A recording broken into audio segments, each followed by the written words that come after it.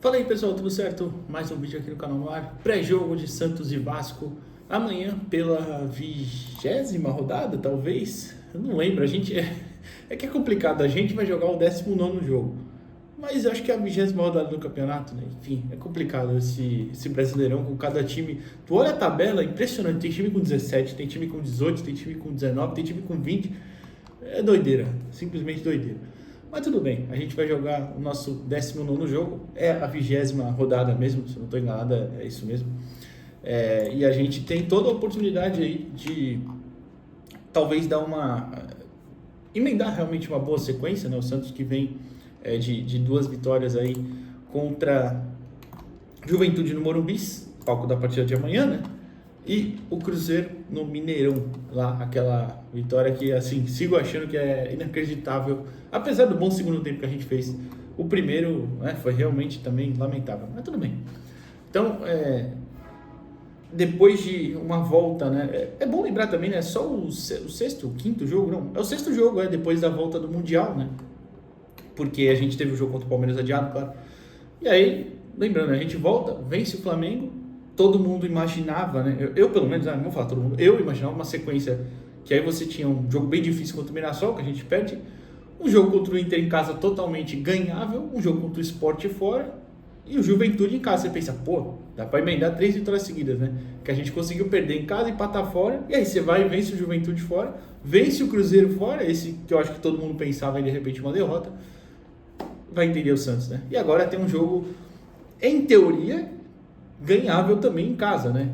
Casa cheia, sequência boa, e aí a gente fica nessa montanha russa que é o Santos Futebol Clube no desempenho, né? Mas tudo bem, vamos falar dessa partida. Antes, deixa só o like no vídeo, se inscreve no canal. Se você quiser se tornar membro também, fique à vontade, mas ajuda bastante a gente já deixando o like e a inscrição. Se puder hypar o vídeo também. Eu sempre falo isso, né? São 3, sempre falo, eu nunca peço, aliás, para hypar, mas são 3 por semana, né? Algo assim, só dá para fazer pelo celular. Mas enfim, tudo bem.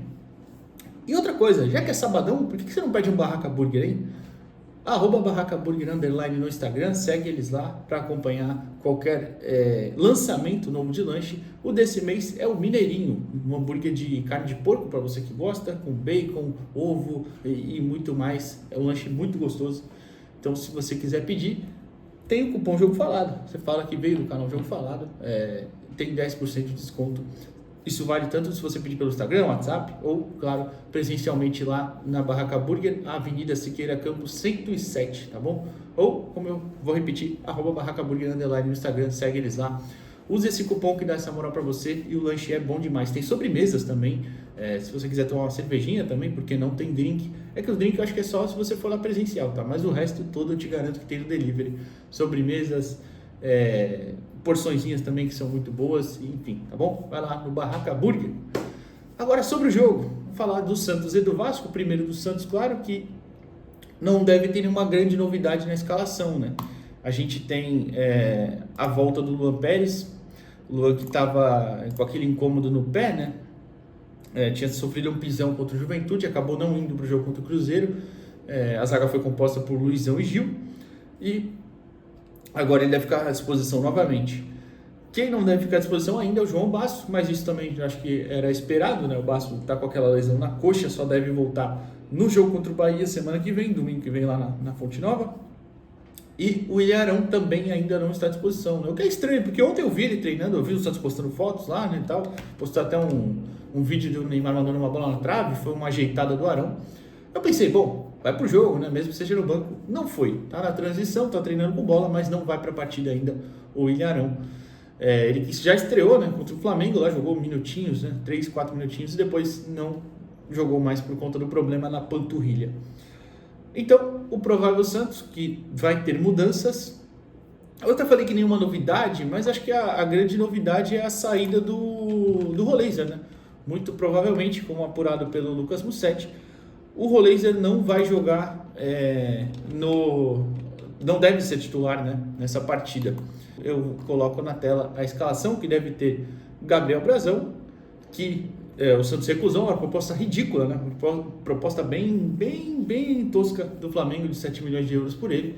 Ainda bem que recusou, e disse que o próprio Brazão, né, segundo a apuração do Lucas também, Brazão não quer sair, quer ficar aqui no Santos. O Santos deve renovar com ele, fazer aquela famosa valorização salarial, né? Então, ainda bem, porque não... Olha, seria revoltante pensar que o Santos vendeu o Brazão pro Flamengo, mas tudo bem. Por qualquer valor, tá? 7 milhões, então é brincadeira, é um esculacho incrível.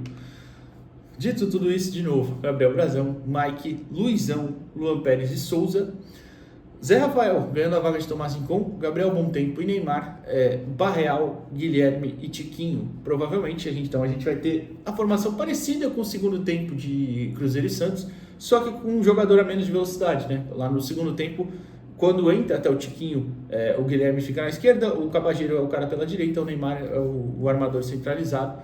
E aí você tinha Zé e Bontempo na volância, né? E dessa vez a gente vai ter o Barreal na direita, então sendo esse meio aberto, né? Igual ele foi em algumas partidas, por exemplo, o Fortaleza, né? Que ele faz o gol. O Juventude ele joga pelo lado esquerdo, O próprio primeiro tempo ainda contra o Cruzeiro, o Barreal vai pro lado direito ainda, né? Ele começa no esquerdo, mas no meio do primeiro tempo troca pro lado direito. Mas enfim, então acho que o Santos vai ter aquela intenção de ter um time um pouco mais, atacando um pouco mais posicional, e o Barreal sendo esse cara do lado direito. Assim, eu entendo essa escalação, tá?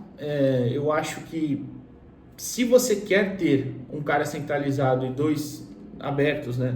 Não faz tanto sentido ser o Roleiser esse cara. Quando você vai pedir pro cara abrir muito o campo, não faz muito sentido ser o Roleiser. E pelo que eu imagino, claro, eu não tenho certeza, mas se você pretende ter o Barreal ali, não acho que é para trabalhar tanto próximo do Neymar, acho que é para ficar um pouco mais aberto, e aí você não vai ter aquela ultrapassagem do Mike a todo momento.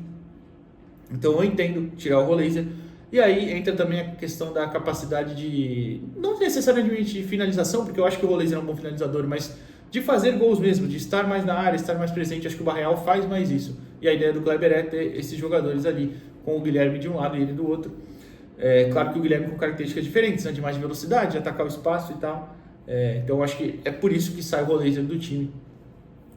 Eu não faria, eu entendo, mas eu não faria. Eu acho que os Roleiser é o nosso segundo melhor jogador, tecnicamente falando. E quando você tem um cara tão bom, não faz sentido tirar ele do time, né? Mas tudo bem, vai ver também, é uma alternativa para pensar em ter ele pro segundo tempo? Pode ser. A questão do Tiquinho, no último jogo ele testou de novo, né? O Santos sem centroavante na primeira etapa, não gostou e tirou. Pode ser que poderia ser testado em uma outra forma, tá bom, né? Mas também entendo aí não ter gostado. Eu acho que a forma como o Santos se portou, já até expliquei isso nos vídeos, né, ao longo dessa semana, especialmente aquele das mudanças, né, do segundo tempo. A forma como o Santos se postou não era condizente com as peças que tinha.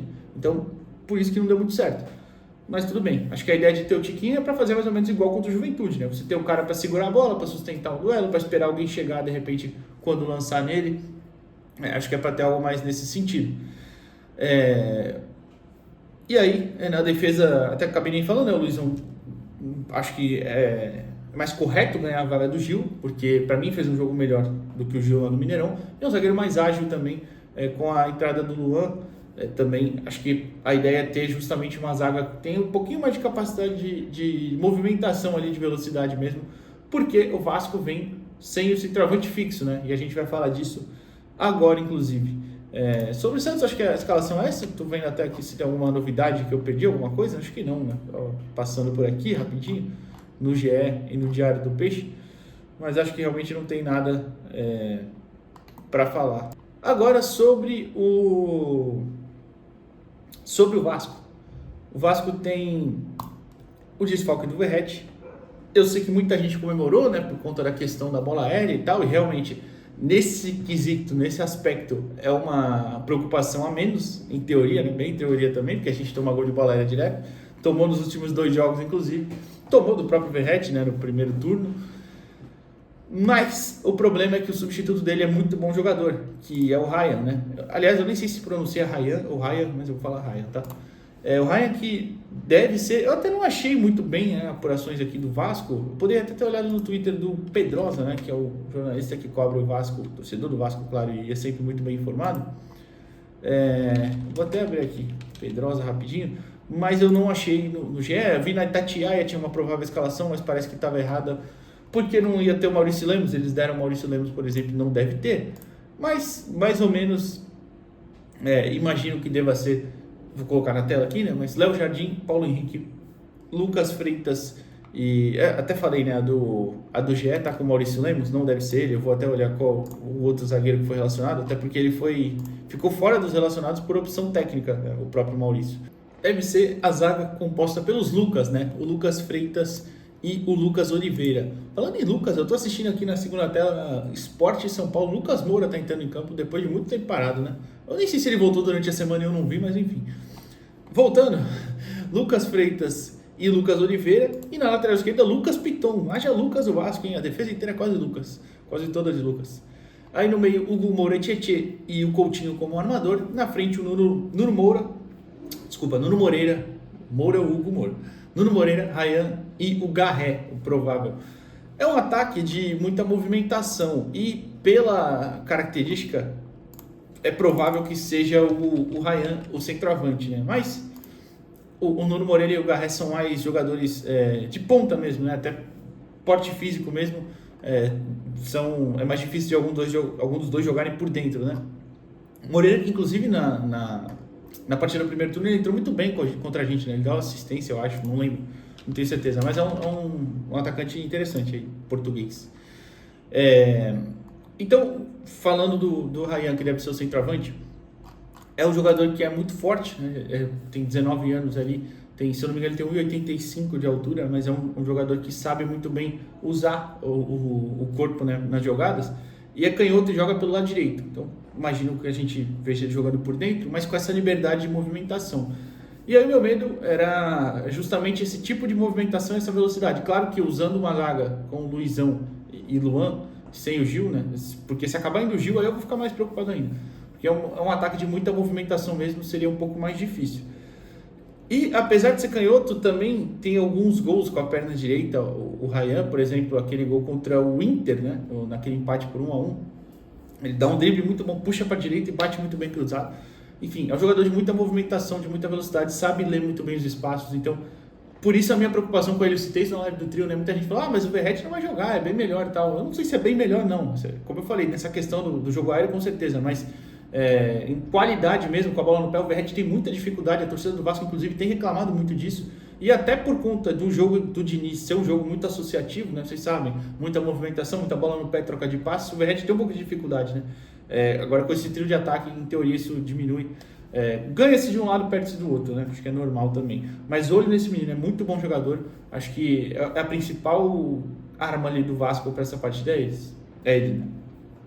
E falando sobre o Vasco, ainda a fase é ruim no sentido de não vencer há um tempo no Brasileirão, né? Até vence na Copa do Brasil, né? O CSA e se classifica, né? Mas os resultados talvez sejam um pouco enganosos. Eu assisti o jogo contra o Inter, o jogo contra o Atlético Mineiro, eu fui procurar ver hoje até o compacto, né? Que é só o jogo rolando mesmo, sem a bola parada e tal. Sem a bola parada não é sem escanteios, né? Sem as lances que a bola sai. O Vasco foi bem, o Vasco não foi mal. O bem talvez seja muito forte, mas assim, poderia ter arrumado a vitória contra o Atlético Mineiro, contra o Inter também, teve bola na trave, o Inter também teve, mas eles também fora de casa. Contra o Mirassol, realmente, que é um 3-2, o Mirassol abre o 2-0 meio que num apagão deles, em falhas ali individuais, né, específicas. Depois eles conseguem empatar e tomam o gol, mas não foi uma partida também que foi um desastre, igual o Santos foi lá em Mirassol. Então, assim, pode ser que sejam resultados um pouquinho enganosos, o desempenho não é tão ruim assim. Então, claro, o Santos é favorito, o Santos tem que buscar a vitória, evidente, né? No Morumbi lotado, a fase, como eu disse, tem que ser, né, engatilhar uma sequência de vitórias, mas de verdade, não é essa baba que muita gente pode pensar. Não, é um time bem chato de se enfrentar mesmo.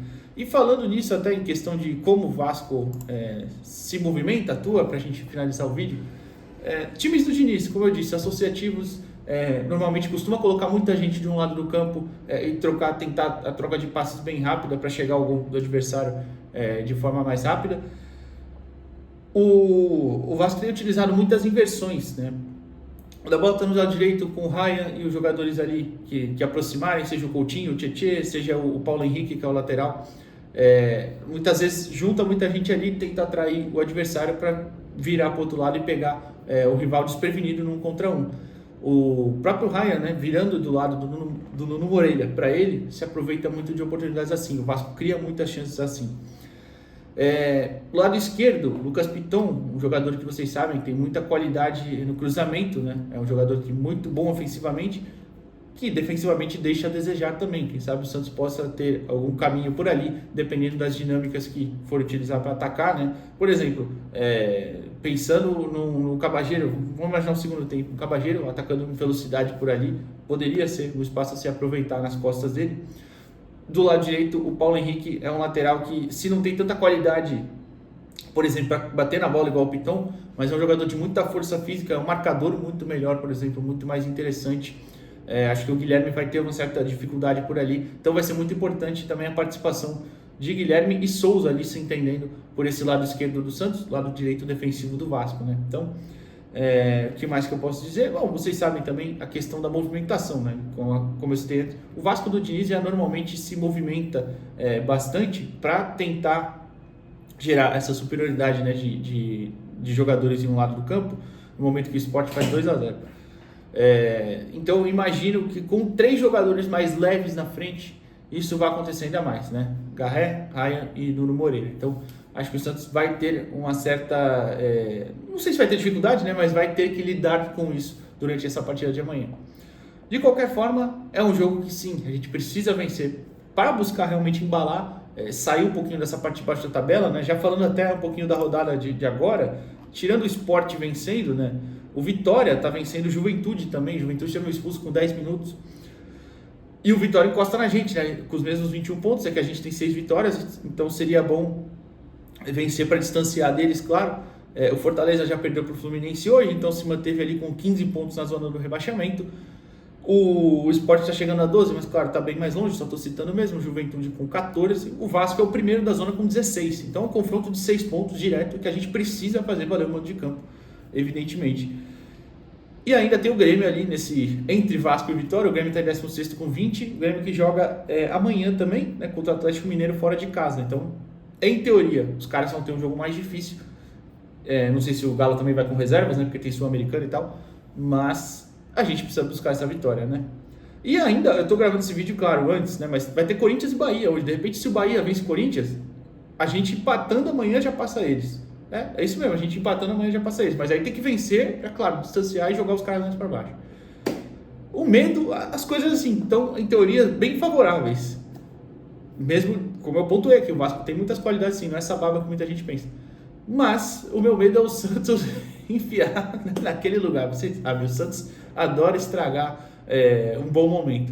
Vamos ver, a gente torce pela vitória, claro, e eu acho que o Santos tem sim condições para isso. Deixa o like nesse vídeo, se inscreve no canal. Amanhã a gente volta diretamente do Morumbi para falar sobre o resultado de Santos e Vasco. Valeu, pessoal!